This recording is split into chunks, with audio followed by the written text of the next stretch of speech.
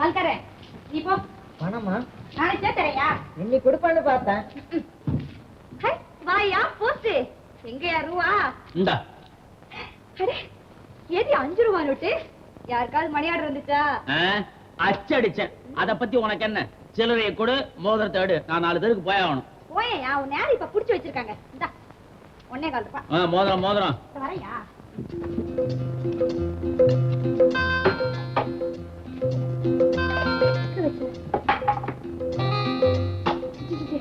இந்த சனியை முடிச்ச மோதிரத்தை எங்க வச்சனே தெரியல.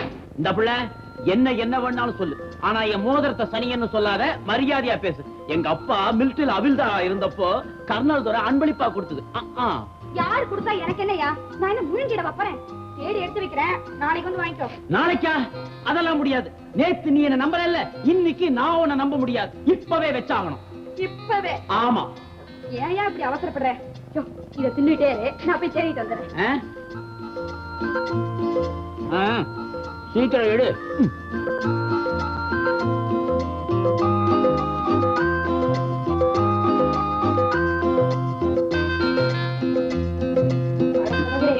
ஆபீசர் வர சோறு கொண்டு போனா எங்க வச்சு தொலைச்சனே தெரியல. ஐயோ நேரமாச்சே. ஐயோ பாவம், அது எந்த ஆபீசர்மா உங்ககிட்ட சோறு வாங்கி திங்கிறவன்?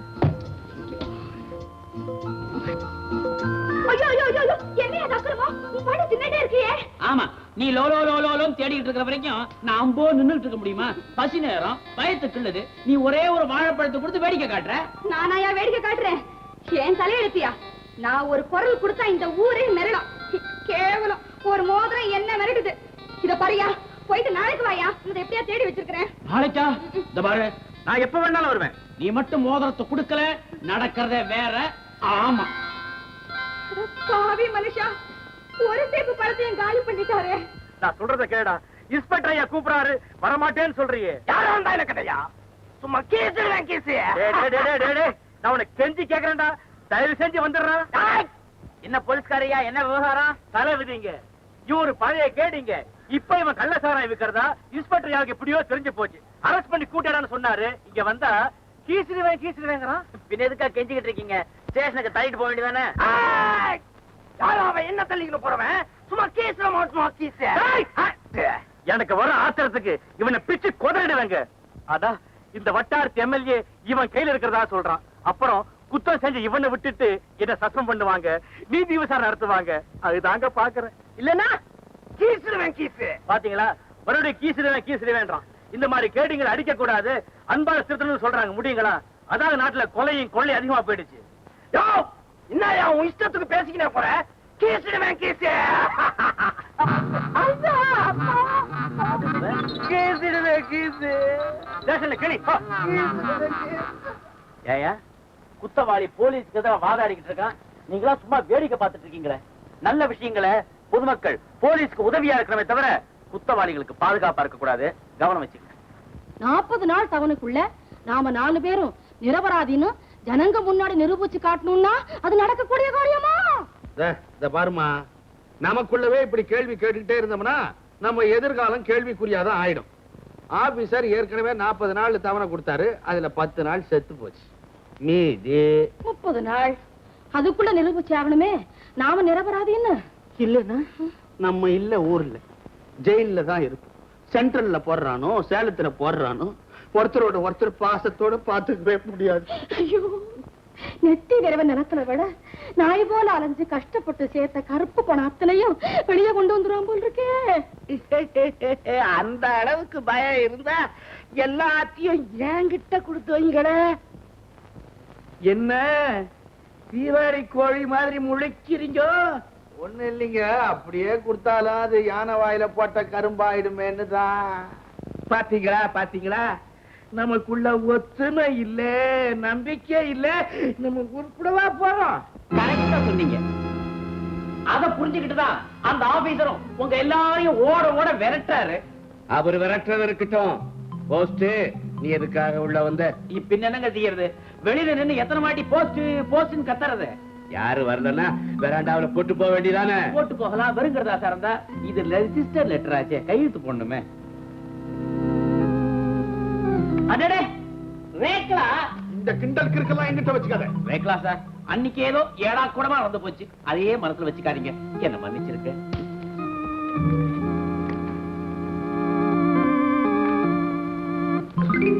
ஆமா சார், அந்த ஆபீசர் ஏன் உங்க 4 பேர் வேலையும் ஏகப்பட்ட புத்தகங்களை சொல்லிட்டு திரியுறாரு?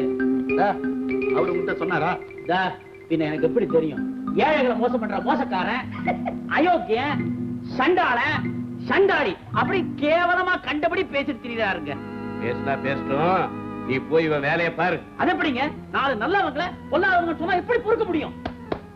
போய் டெலிவரிய கவனி. ஆமா ஆமா, நான் 4 பேருக்கு போகணும். இத பாருங்க, இருந்தாலும் சொல்றேன், 4 நல்லவங்களை இப்படி சொல்றது என்னால பொறுக்கவே முடியல. இது வரைக்கும் நம்ம 4 பேரை நல்லவங்கன்னு சொன்ன ஒரே ஆளு போனானே போஸ்ட்மேன், அவன் தான். ஆச்சரியமா இருக்குது. இதோ இன்னொரு ஆச்சரியம். என்னங்க? சிங்கப்பூர் சிங்கநராஜான்னு கேள்விப்பட்டிருக்கிறீங்களா? ஆமா. அடே அவரா?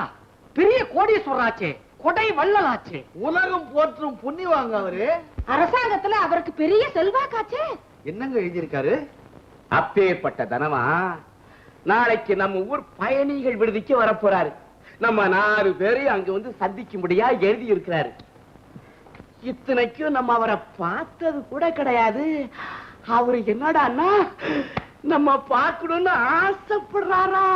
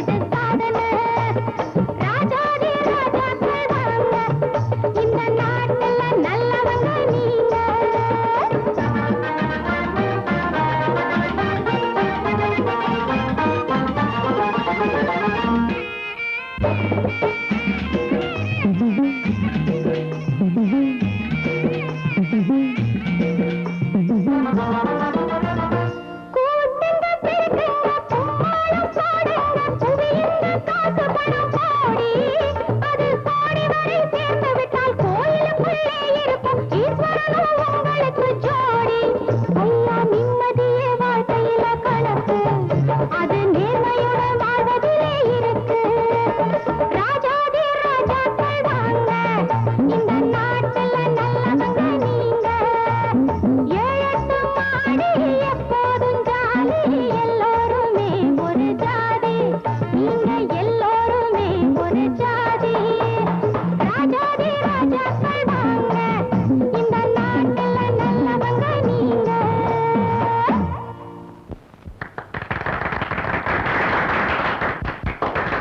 ஏதேனும் இருந்தால் தெரிவிக்கலாம்.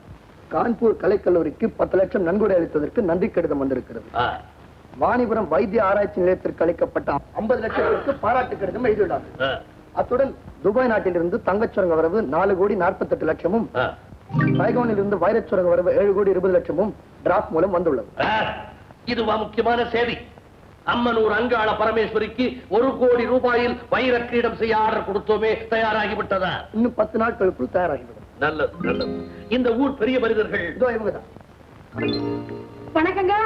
வணக்கங்க. வழக்கமா நாங்களாக எல்லாருக்கும் வரவேற்பு கொடுப்போம். இப்படி ஒரு வரவேற்பு எங்களுக்கு கிடைச்சது இது நாங்க முதல் தடவை. உங்களை மாதிரி பெரிய மனிதர்களை சந்திப்பதில் நான் மிகவும் மகிழ்ச்சி அடைகிறேன். சாம்ராஜ்யத்து சக்கரவர்த்தி மாதிரி நீங்க, நாங்கள்லாம் சாமானியப்பட்டவங்க. இந்த ஊருக்காக நீங்கள் 4 பேரும் ஏராளமான சேவைகள் செய்வதாக நான் கேள்விப்பட்டேன். உங்களுக்கு யாரோ தவறான தகவல் கொடுத்திருக்கிறார்கள். இந்த ஊருக்கு மட்டும் இல்லைங்க, இந்த உலகமே சுபீட்சை அடையணுன்றதுக்காக தான் நாங்க 4 பேரும் கூட்டு. ஆனா எங்களுக்கு ரொம்ப வருத்தங்க. காரணம், இந்த ஊருக்கு புதுசா வந்திருக்கிறாரே ஒரு ஆபீசர். ஆபீசர்? ஆமாங்க, ஆபீசர். அவரை எங்களை தப்பா புரிஞ்சுக்கிட்டு தாறுமாறா பேசி ஊருக்காக உழைக்கிற எங்களை ஊழல்காரர்னு சொல்லிக்கிட்டு இருக்கிறாருங்க. உங்களை போன்ற நல்ல உள்ளம் படைத்தவர்களை தொல்லைக்குள்ளாக்கும் அந்த ஆபீசரை நான் கவனித்துக் கொள்ளுகிறேன். உங்களை இங்கு அழைத்ததின் காரணமே வேறு. அதாவது உலகம் முழுதும் சுற்றி பல கோடி ரூபாய்களை பாடுபட்டு சேர்த்து வந்தார். அந்த பணத்தை நல்ல முறையில் செலவழிக்க வேண்டுமே என்று உலகில் ஆங்காங்கே அள்ளி தெளித்து வருகிறேன். இந்த நாட்டில் எதற்கோ பரிசு கொடுக்கிறார்கள். வீரத்திற்கு பரிசு, விவேகத்திற்கு பரிசு, கல்விக்கு பரிசு, கலைக்கு பரிசு, குழந்தைக்கு பரிசு, அழகிய குமரிக்கு பரிசு, கோண்டன்ஸுக்கு பரிசு, இப்படி எத்தனையோ பரிசுகள்.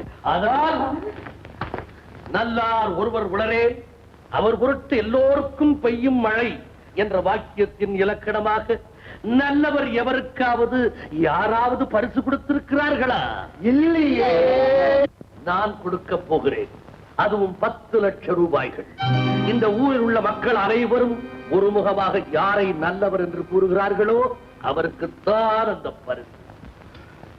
அந்த 10 லட்சம் ரூபாயையும் பேங்க் டிராப்டாக மாற்றி ஜில்லா கலெக்டரிடம் ஒப்படைத்திருக்கிறேன். இன்றைக்கு 30வது நாள். அந்த பரிசளிப்பு விழா இதே ஊரில் நடைபெறும்.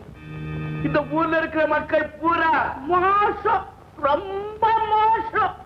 அந்த பொல்லாதவங்க எங்களை எங்கெங்க நல்லவங்கன்னு தேர்ந்தெடுக்க போறாங்க. வேணும்னா இப்படி செய்யுங்க. கொஞ்சம் முந்தி நீங்க தானே எங்க 4 பேரையும் நல்லவங்கன்னு சொன்னீங்க. ஆமா, உங்களை விடவா எங்களுக்கு இந்த ஊர் மக்கள் வசதி. அந்த 10 லட்சத்தை எந்த தேர் திருவிழாவும் இல்லாம எங்க கிட்ட கொடுத்துருங்க.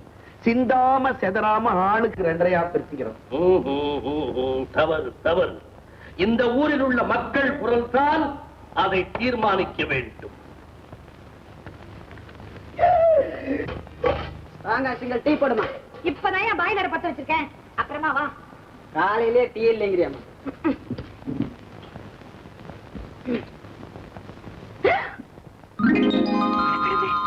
விடிஞ்ச விடியாத அந்த வெள்ளி மோதிரம் வருதே. பாழா போன அந்த மோதிரமும் கிடைக்கல. என்ன பண்ணுவேன்? படத்தை பார்த்துட்டு ஒண்ணு கூட மிஞ்சாதே. என்ன பிள்ள, மோதிரம் கிடைச்சதா? வாயா வா. நல்லா இருக்கியா? மோதிரத்தை எடு. அதான் கிடைக்கல. அதுதானே பார்த்தேன். இல்லன்னா நீ இந்த குழைய மாட்டியே. நாளைக்கு வாயா, எப்படியாவது தேடி எடுத்து கொடுத்துடுறேன். அதுதான் நடக்காது. மோதிரம் கிடைச்சால் ஒழிய இந்த இடத்தை விட்டு நான் நகர மாட்டேன். என்னது, வாழைப்பழம் வேற இல்ல? சரி மோதிரத்தோடு. அட போயா டிங்கிறட்டப்பா. அன்னையில இருந்து இன்னை வரைக்கும் தேடிக்கிட்டு தான் இருக்கேன். கிடைச்சாதானே. இன்னும் ஒரு வெள்ளி மோதிரத்துக்காக இப்படி உத்தர விடுறீங்க. என்ன புள்ளி நீ அவ்வளவு கேவலமா பேசிட்ட? இப்போ கூட அந்த மோதிரத்தை கொண்டு போய் சீமையில இருக்கிற கர்னல் துரைட்ட கொடுத்தேன்னா ₹1,00,000 கொடுப்பாரு. ஏயா, உனக்கு பணம் தானே பெருசா தெரியுது. ஒரு பொண்ணு கண் கலங்குறது பெருசா தெரியல. என்னது, நீ கண் கலங்குறியா? ஆச்சரியமா இருக்க. உன்ன அரட்டுவேன், ஊர்ல உள்ளவங்க எல்லாம் வெட்டுவேன், குத்துவேன்னு மிரட்டுவேன். சத்தியமா சொல்றியா?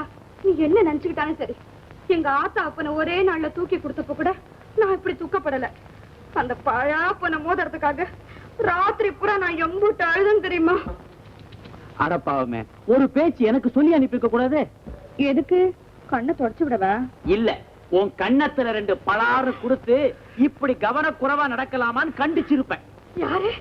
என்னையா? ஆமா. என்னையா படம் நடிப்பேன்? என்ன தொட முடியுமாயா உன்னால? நான் யாரு? ரோஷக்காரியா? ரோஷக்காரி.